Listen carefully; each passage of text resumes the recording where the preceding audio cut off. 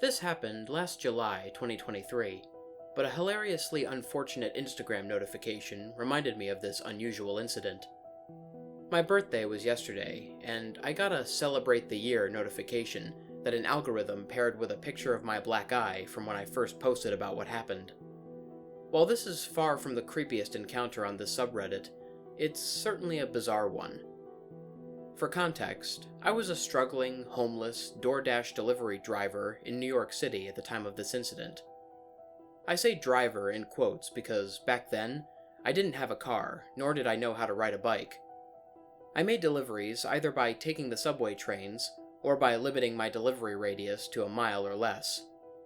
I tried to stay in hostels whenever I could afford them, but on one unlucky night last July, I was out making deliveries at 4 in the morning since I had nowhere to go.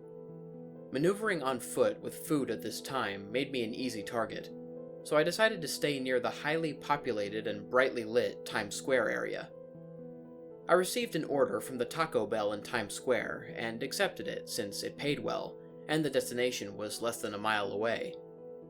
As I turned the first corner, I felt something was off. I noticed 2 men walking closely behind me. Given the bright lights and tourists surrounding me, I initially dismissed the uneasy gut feeling that I was being stalked. Then, they started walking faster and closer. I started changing my movement patterns, and they copied my exact movements. At this point, I realized they were probably after the food I was carrying. I eventually turned towards them and told them to back off, but they kept following closely behind. I started walking faster, with the men also increasing speed. "Back off!" I yelled more aggressively, but they continued to follow closer. Tourists and bright lights still surrounded me, even at this point. As I approached the intersection into the following neighborhood, I continued shouting at my stalkers. One of them yelled at me to shut up, while the other one punched me in my right eye. Luckily, I caught the attention of the police, who were right at the intersection where I was punched. Unfortunately, this was also the moment I lost all faith in the New York City Police Department. The men that attacked me fled, and 2 cops started chasing them. However, the bumbling morons lost sight of the attackers before even a minute passed.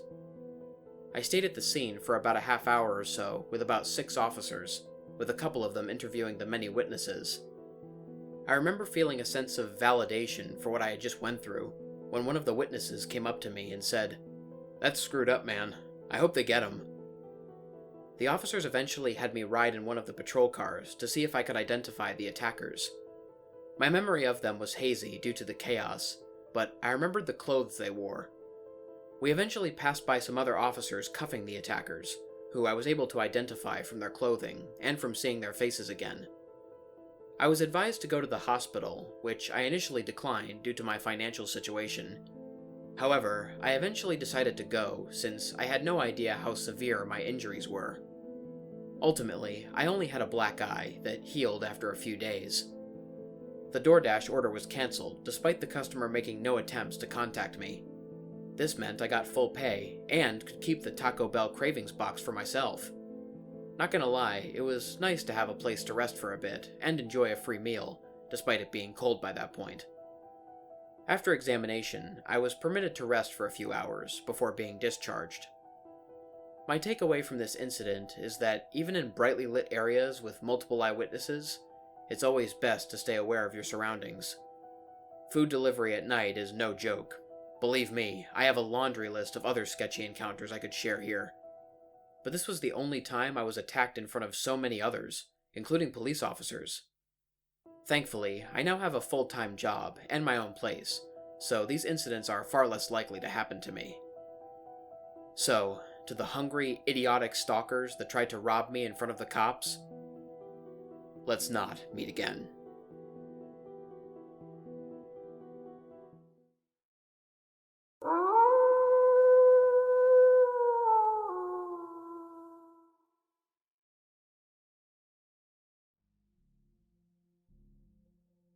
The following 3 stories are all told in the point of view of a female.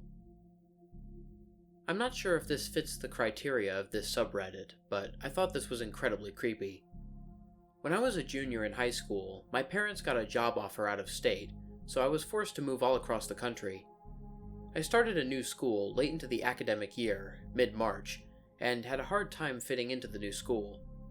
All I wanted was to make friends, but I was too shy to talk to anyone.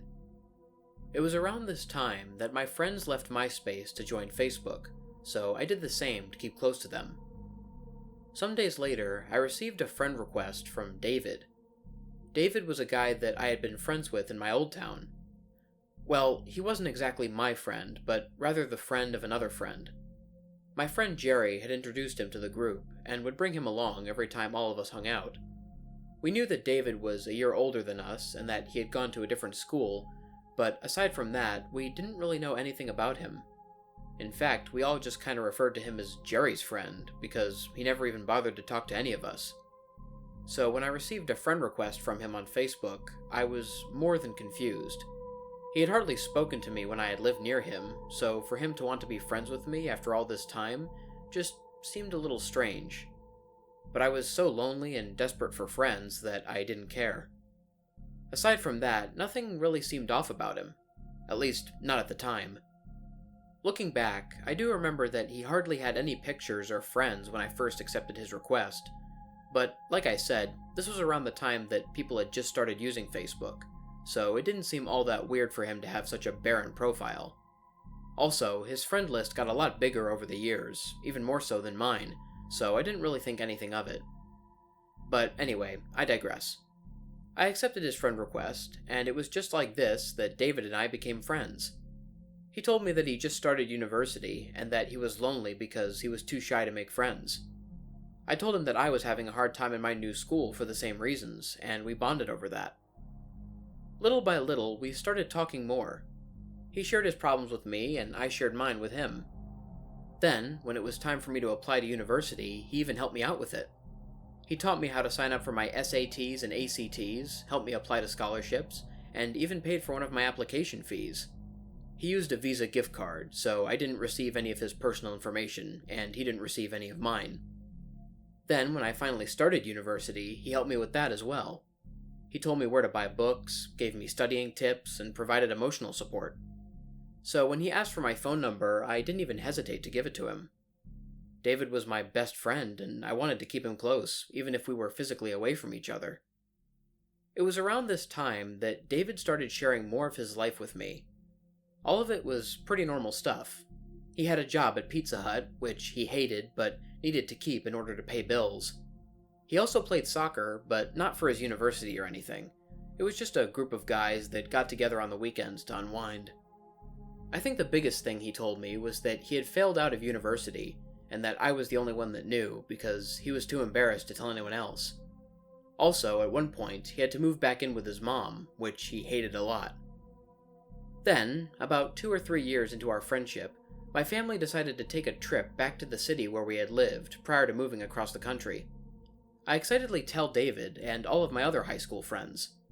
Most of them were pretty excited about the idea of all of us hanging out together again, because after high school, we had all just gone our separate ways.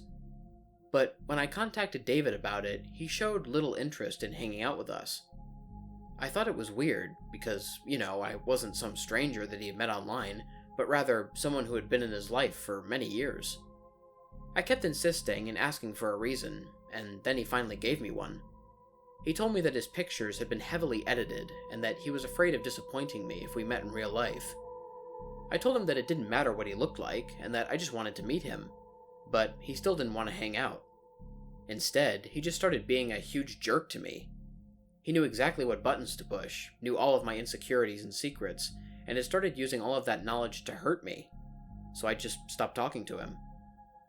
Some weeks later, I met with my friends as planned, and much to my surprise, I saw David there, looking just like he did on his pictures. I didn't understand why he had lied about photoshopping his pictures, or why he said he didn't want to hang out with me, only for him to show up at our friend's house. But I was so angry with him that I didn't ask any questions. I just kept waiting for an apology, but David wouldn't approach me. He was treating me like he treated me back in high school.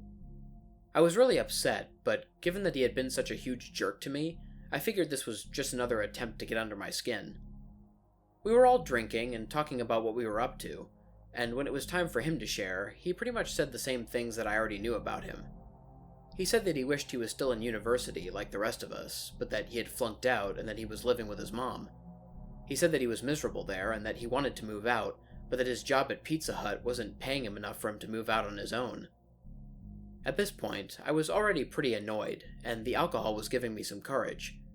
I finally decided to ask David why he had been ignoring me. He apologized, but admitted that he hardly remembered me, which hurt my feelings but also made me even more mad.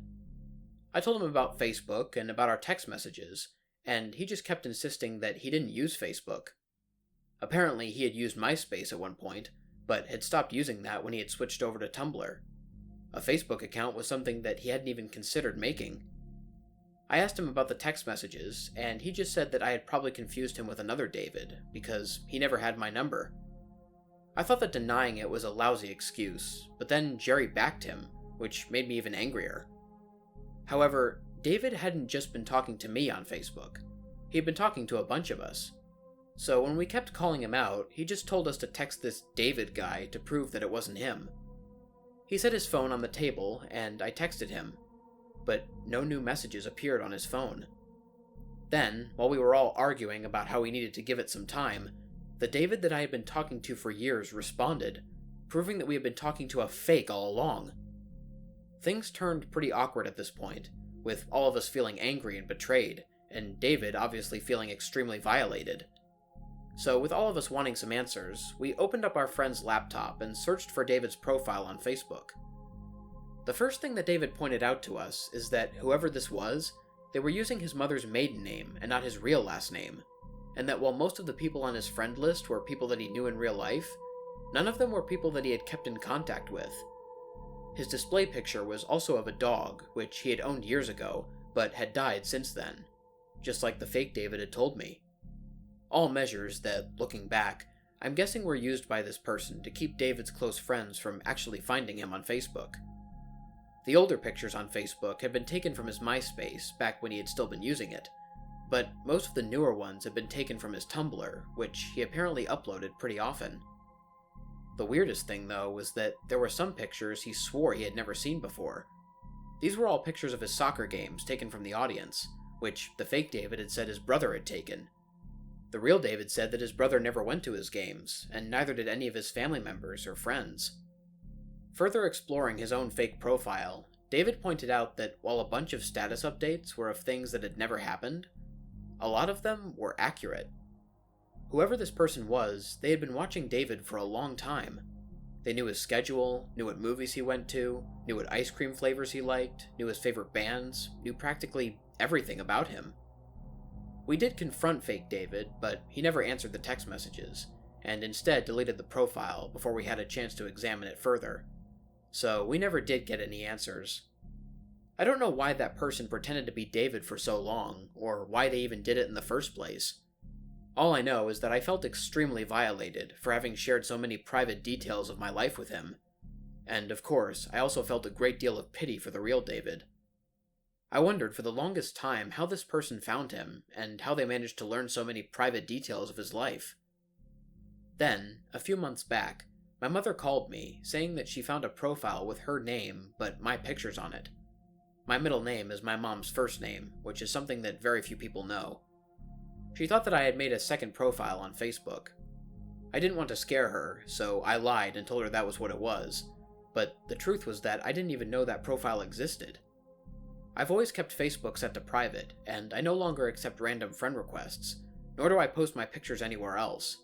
So this profile only had really old pictures of me, and nothing weird like David's soccer game pictures. But it was still active, and had been active for a while. None of the friends were people that I know, and none of the updates were of things that I've been doing in real life. I don't know if the profile belonged to the same person that stalked David, but I'm extremely average looking, so I don't know why anybody would want to use my pictures when there are way prettier girls online, so I'm guessing it had to be him. I ended up reporting the profile, and it no longer exists. But I still wonder, is this person still pretending to be me? Or have they moved on to someone else?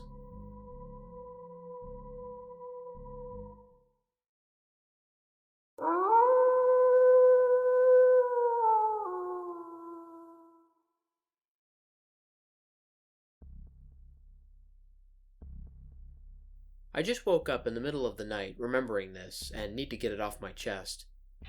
When I was about 16, my dad, brothers, and I lived in an old, run-down house in the middle of nowhere. It was a private rental. My brother would do work for the landlord to pay our rent. Our landlord never came off as especially creepy, but that could be because I rarely went outside when he came over to talk to my dad. Also, he wouldn't dare do anything if my dad was around. I was home alone one day. My dad and brothers went out, somewhere, I don't remember where exactly. I had my dog in a fenced-in yard outside, but that was about it. I was in my room doing whatever I was doing, probably playing The Sims 2. For context, our house had a very long driveway, which the window of my bedroom directly faced. I could see or hear anyone driving up the driveway. So, when I saw a car that wasn't my dad's in the driveway, I immediately freaked out. I ran and shut all the blinds in the house, turned off all the lights, and made sure the doors were locked. It was our landlord. He lived next door, about 2 miles from our house, and yes, that was the closest house.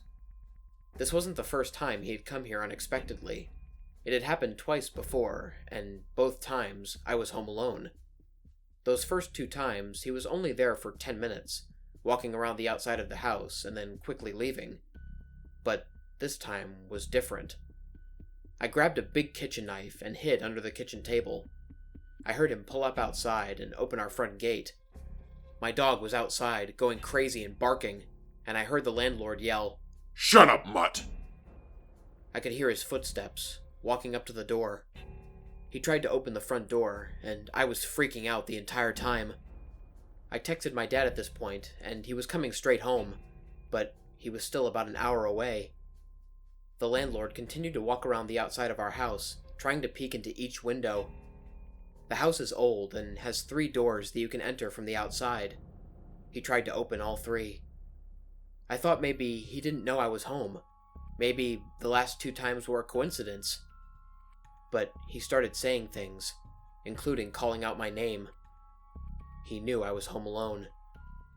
I couldn't hear what else he was saying through the double brick walls, but I quietly creeped through the house, following his voice up and down the hallway. I was trying to hear what he was saying. That's when he said something I'll never forget. I heard him say, "I'm going to burn the house down, but I'll let you out first." Of course, I didn't take him seriously, which scares me even more. He wanted me to come out. He wanted me to take his threat seriously. That's the part that gets me. I know exactly what would have happened if I had believed him, and my life would have been completely different. He was there for at least 30 minutes, maybe closer to an hour. He was persistent, but he left before my dad came home. I told my dad everything, and we moved out soon after. I still don't know how he knew I was home alone. My dad never saw him on the way driving out. He obviously knew my dad was gone, because there was no car in the driveway, but how did he know I wasn't with him? So, creepy landlord who tried to break into my house when I was home alone? Let's not meet again.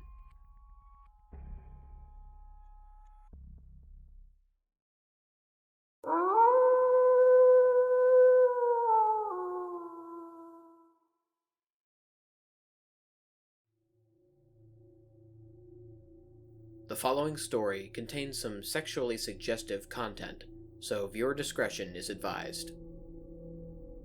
I had forgotten about this incident until something randomly jogged my memory recently. I figured it was good enough for a post to my favorite subreddit. Enjoy the tale of Lisa. About 10 years ago, I got a job at a 24-hour gas station while I started college full-time. I was 18, female, and uneasy about working alone initially. But I got used to it, and the regular customers that hung around made me feel pretty safe. They stuck me on second shift usually. They could really only afford one cashier, as there was a larger, more popular station right next to us. It could get lonely sometimes too. After I had been working there for a few months, I was working a particularly slow, wintry shift when the phone rang around 10 p.m. Favorite Mart, this is Jadaside37. The phone rarely rang at this time, so I expected it to be my manager. Hi, My name's Lisa. I'm a student at the University of... Insert university name here. The voice was clearly a man attempting to sound like a woman. I humored her, figuring I wasn't one to judge. I'm in a graduate program pertaining to child psychology. I was wondering if you could take part in an anonymous survey for my thesis. This was new, but I looked around at the empty store and thought, what the hell. Sure thing, but if I have any customers, I'll have to put you on hold. Oh, great. Now, to start off, do you have any children? Nope. Do you have any young children in your immediate family? 2 nephews, 7 and 9. Oh.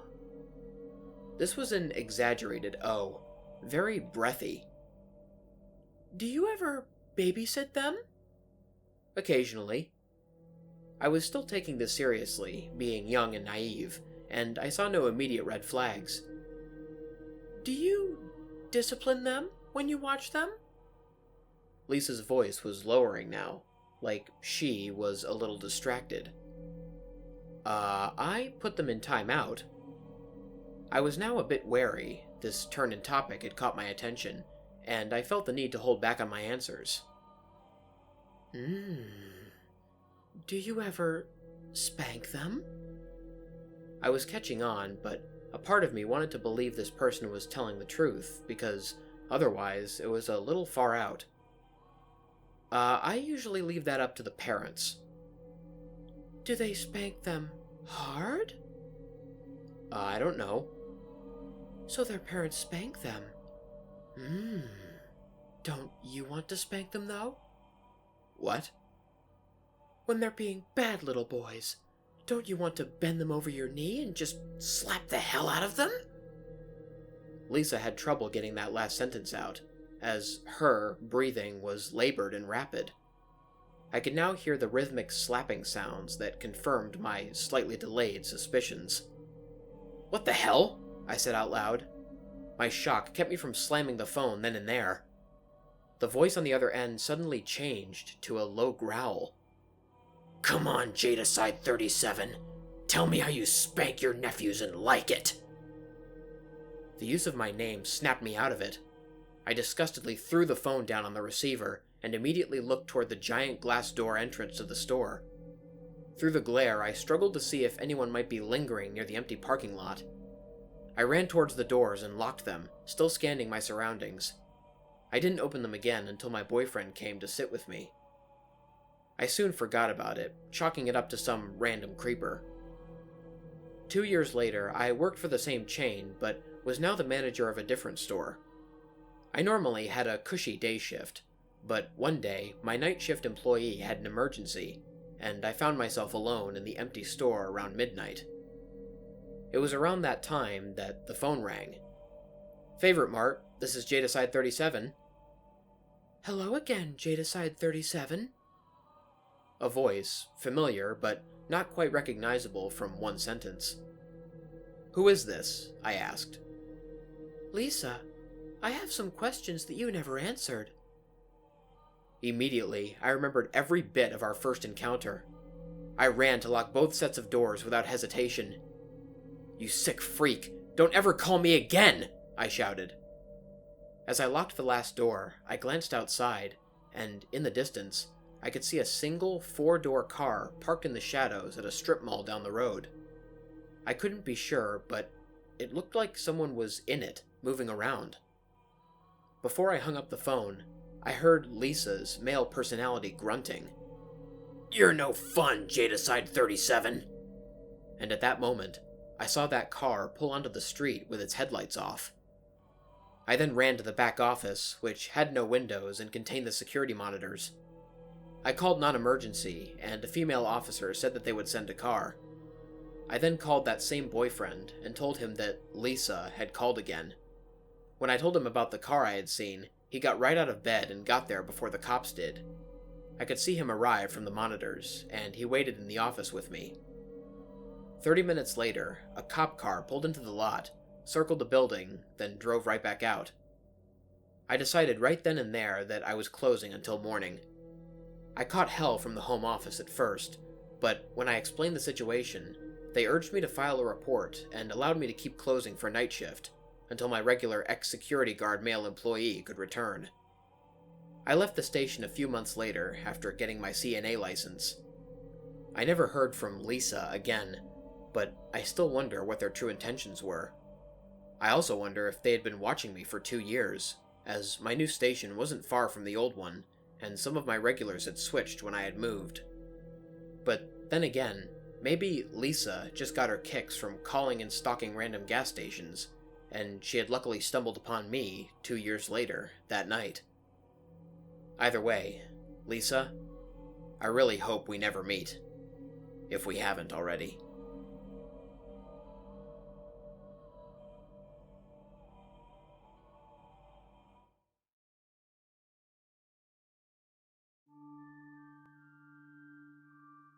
What's up, everybody? Lone Wolf here. I hope you guys enjoyed listening to tonight's video. In case anyone is interested, all of the various elements used in this video, including pictures, music, sound effects, and stories, will be linked in the description below. Anyways, if you guys enjoyed the video, please feel free to like, share, and subscribe if you haven't already. Also, click the bell for notifications so you don't miss a new video. If anybody has any personal stories or story recommendations for me, or any advice to help improve the channel, there will be links to all of my social media platforms in the description. I'm mostly active on Twitter and on Instagram, but I also have an email, a Discord server, and a TikTok account that you can message me on as well. Until next time, stay spooky. And remember, The hunt begins when the moon is full.